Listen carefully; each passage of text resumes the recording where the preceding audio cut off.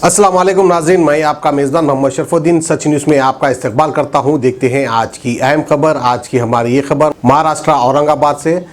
औरंगाबाद के MLA AIMIM के MLA इम्तियाज़ जलील ने आज अपना एक बयान दिया, जिसमें उन्होंने कहा कि एआईएमआईएम के सदर बैरिस्टर असदुद्दीन अवैसी जो भी फैसला करेंगे ये उनको कबूल है। इस तरह का बयान दिया इम्तियाज़ जलील ने। यूँ तो अफवाह उठ रही थी कि इम्तियाज़ जलील को अगर एमपी का टिकट नहीं दिया जाएगा तो वो इंडिपेंडेंट भी खड़ सकते हैं, इस तरह की अफवाह उठ रही थी और इंडियन एक्सप्रेस में एक आर्टिकल भी लिखा गया था। लेकिन ये सरासर गलत है। इम्तियाज़ जलील ने आज खुद मीडिया के सामने आते हुए अपना बयान दिया। आइए आपको दिखाते हैं एमएलए इम्तियाज़ जलील का ये बयान।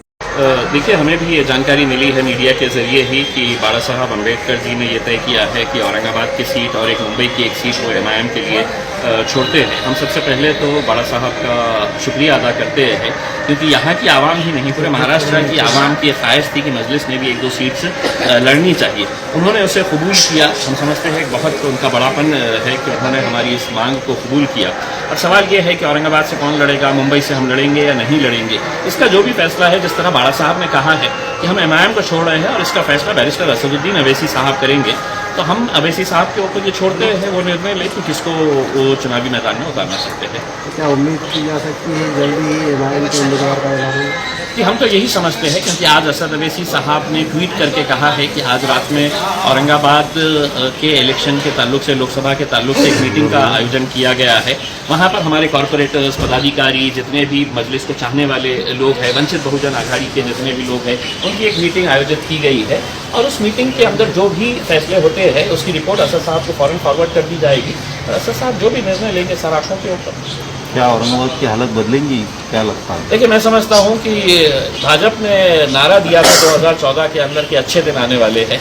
हम 30 सालों से शिवसेना के और भाजपा की यहाँ पे जो सरकार है, हम इंतज़ार कर रहे हैं कि शहर के अच्छे दिन कब आने वाले हैं। मैं समझता हूँ कि 2019 औरंगाबाद के इतिहास में एक ऐसा नाम दर्ज करवाएगा, एक ऐसा काम कर जाएगा कि जो पिछले कई सालों से औरंगाबाद तरस रही थी कि हमें विकास की तरफ ले जाने वाले कौन है, विकास के लिए काम करने वाले कौन है, जात, धर्म, मजहब, हिंदू, मुस्लिम, मंदिर, मस्जिद, यही मुद्दों को लेकर इस शहर की राजनीति चलती थी। लेकिन हम समझते हैं कि पूरा शहर अब साथ चलेगा और पूरा शहर मिलकर इस शहर को कैसे बदला जाए इसके लिए पूरी कोशिश करेगा।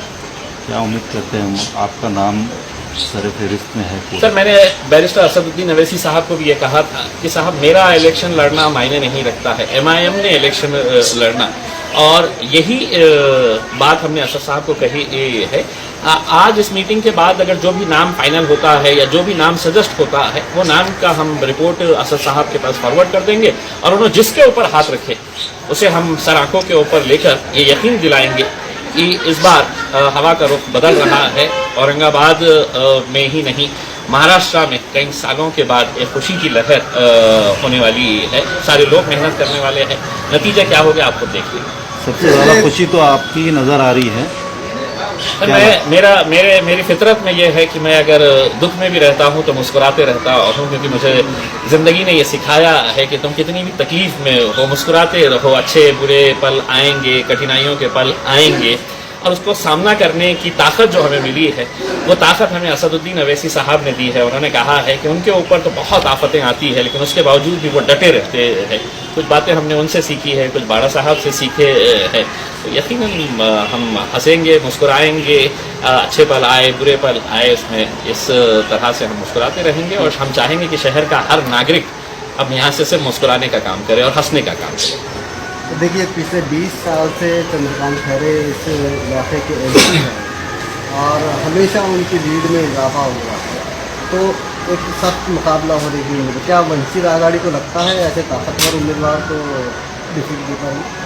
देखिए, आखिर में ताकत जो होती है वो जनता के हाथ में होती है और कई सालों से हम ये देख रहे हैं कि इस शहर का चुनाव जो है वो सिर्फ और सिर्फ जात धर्म के नाम के ऊपर होता है। बड़ा अफसोस होता है।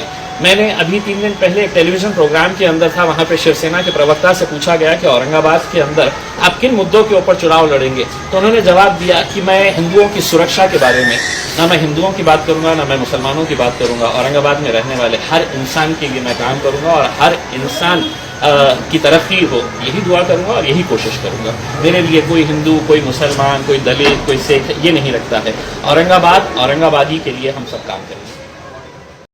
मुबारक रिश्ते, रिश्ता आपका, कोशिश हमारी। मुबारक रिश्ते ने हजारों रिश्तों को अंजाम दिया है। डॉक्टर, इंजीनियर, NRI और म्यारी रिश्तों के लिए राब्ता करिए। मुबारक रिश्ते, टोली चौकी, गहना ब्राइडल स्टोर के ऊपर।